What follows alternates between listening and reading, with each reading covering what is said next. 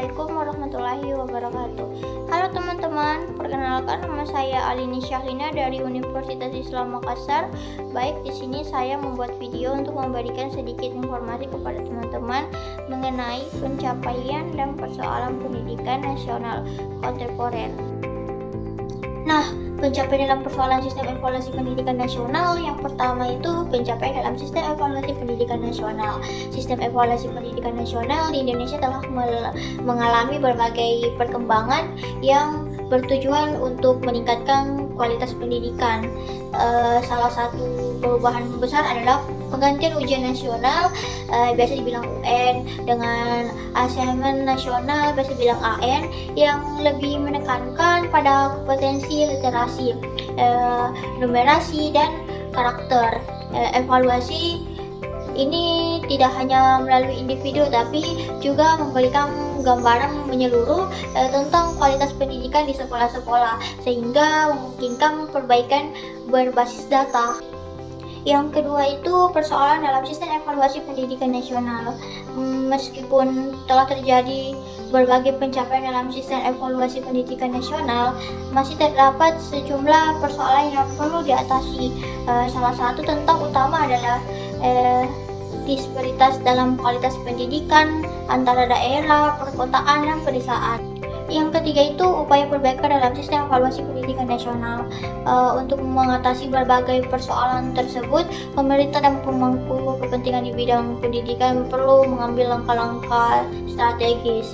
Salah satu langkah penting adalah meningkatkan pemetaan akses pendidikan berkualitas di seluruh wilayah Indonesia. Hal ini dapat dilakukan dengan memberikan infrastruktur pendidikan di daerah terpencil, meningkatkan akses internet seperti memberikan insentif bagi tenaga pendidikan yang bertugas di daerah 3T, yaitu terdepan, terpencil, dan tertinggi. Nah, kita masuk ke persoalan dalam sistem evaluasi pendidikan nasional. Meskipun terdapat berbagai pencapaian dalam sistem evaluasi pendidikan nasional, masih ada sejumlah tantangan yang perlu diatasi. Salah satu permasalahan utama adalah ketimpangan kualitas pendidikan di berbagai wilayah. Sekolah-sekolah di daerah terpencil seringkali mengalami keterbatasan sarana dan prasarana evaluasi, termasuk akses terhadap teknologi yang digunakan dalam asesmen nasional berbasis digital. Kondisi ini menyebabkan kesulitan dalam penerapan sistem evaluasi yang merata di seluruh Indonesia. Nah, yang pertama itu ketimpangan kualitas pendidikan. Salah satu tantangan utama dalam sistem evaluasi pendidikan nasional adalah ketimpangan kualitas pendidikan antara wilayah.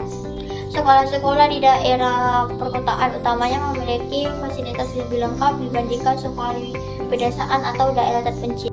Nah, yang kedua itu kesulitan implementasi asesmen nasional. Meskipun asesmen nasional telah terdapat sebagai alat evaluasi yang lebih komprehensif dibandingkan ujian nasional, banyak sekolah masih kesulitan dalam mengimplementasikannya secara efektif. Kurangnya pemahaman terhadap metode pemanfaatan hasil asesmen menjadi salah satu kendala utama. Guru dan kepala sekolah membutuhkan pendamping dan pelatihan dalam menganalisis serta memanfaatkan data hasil asesmen untuk merancang strategi pembelajaran yang lebih efektif. Yang ketiga itu kurangnya pemahaman tentang evaluasi berbasis kompetensi. Banyak sekolah di Indonesia masih terbiasa dengan sistem evaluasi berbasis angka dan kesulitan beradaptasi dengan pendekatan evaluasi berbasis kompetensi. Evaluasi berbasis angka seringkali hanya mengukur aspek kognitif tanpa mempertahankan perkembangan keterampilan berpikir kritis, memecahkan masalah, serta aspek karakter siswa. Dalam sistem evaluasi modern penting bagi sekolah untuk mengadopsi pendekatan yang lebih menekankan pada perkembangan kompetensi agnostik siswa. Yang keempat itu kurangnya partisipasi dan kesadaran masyarakat. Salah satu hambatan dalam implementasi sistem evaluasi pendidikan nasional adalah kurangnya partisipasi aktif dan kesadaran dari masyarakat. Banyak orang tua masih menganggap nilai ujian sebagai satu-satunya indikator keberhasilan pendidikan anak mereka. Akibatnya, tekanan terhadap siswa untuk mendapatkan nilai tinggi seringkali lebih besar dibandingkan upaya untuk mengembangkan keterampilan dan karakter yang lebih esensial. Yang kelima itu upaya perbaikan dalam sistem evaluasi pendidikan. Untuk mengatasi berbagai persoalan dalam sistem evaluasi pendidikan nasional, diperlukan langkah-langkah konkret yang melibatkan berbagai pihak. Salah satu langkah utama adalah peningkatan pemerataan akses pendidikan, terutama di daerah terpencil. Pemerintah perlu meningkatkan fasilitas teknologi di sekolah-sekolah yang masih mengalami keterbatasan dalam pelaksanaan evaluasi berbasis digital. Yang pertama itu peningkatan akses pendidikan dasar. Salah satu pencapaian penting dalam pendidikan dasar adalah meningkatkan angka partisipasi sekolah dasar atau SD. Hal ini didukung oleh kebijakan wilayah belajar 9 tahun yang memastikan bahwa setiap anak memiliki akses ke pendidikan dasar. Program ini mendorong kelebihannya untuk bersekolah dan mengurangi angka putus sekolah di tingkat SD dan SMP. Nah, kita masuk ke pencapaian dalam pendidikan dasar. Pendidikan dasar di Indonesia telah mengalami berbagai kemajuan yang signifikan dalam beberapa tahun terakhir. Bagi kebijakan dan inovasi yang diterapkan bertujuan untuk meningkatkan akses, kualitas, serta efektivitas pembelajaran bagi seluruh siswa. Kita merupakan langkah maju dalam reformasi pendidikan dasar di Indonesia. Kurikulum ini memberikan fleksibilitas lebih besar bagi sekolah dalam menyusun metode pembelajaran yang sesuai dengan kebutuhan dan potensi siswa.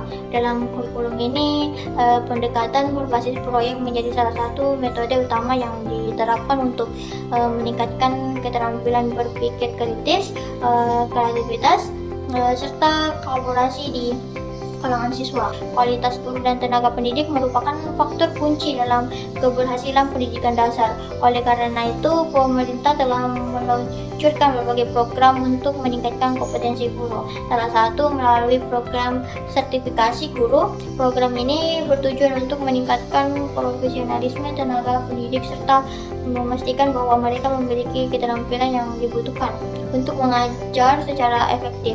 Transformasi digital dalam pendidikan dasar semakin berkembang, terutama setelah pandemi COVID-19 yang mempercepat adopsi teknologi dalam pembelajaran. Berbagai platform digital seperti Rumah Belajar dan Merdeka Mengajar telah diperkenalkan untuk membantu siswa dan guru dalam proses pembelajaran. Nah, kita masuk ke upaya mengatasi persoalan pendidikan dasar. Yang pertama itu meningkatkan infrastruktur pendidikan. Yang kedua, pelatihan guru yang berkelanjutan.